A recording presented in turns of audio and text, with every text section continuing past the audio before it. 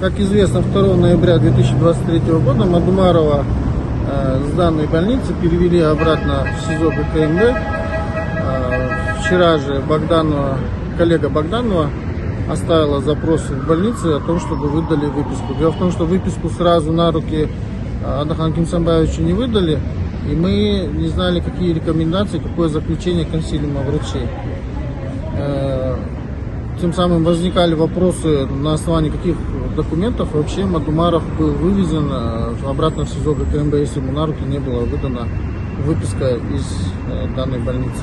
Сегодня я повторно обратился с адвокатским запросом, чтобы выдали выписку по истории болезни и консилиума врачей Адахану Кимсанбаевича.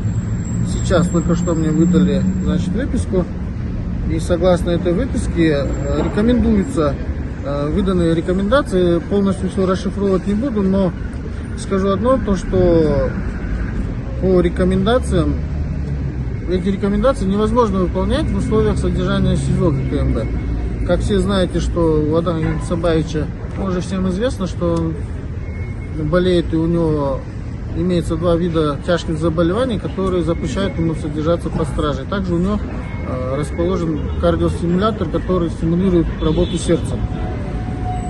Ну и вот, в принципе, мы сегодня получили выписку из данной больницы по адвокатскому запросу.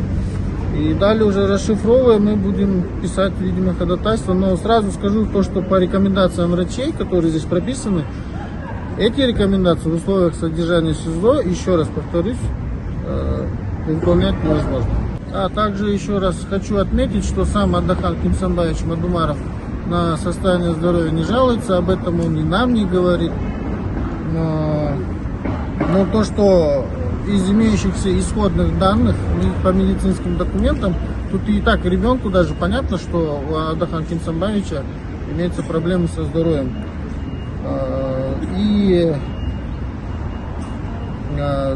я процитирую его слова. Это когда он говорит, что во имя закона, правды и по воле Всевышнего он готов умереть один раз смертью льва, нежели умирать 1000 раз от каждого шороха, подобно трусливому зайцу.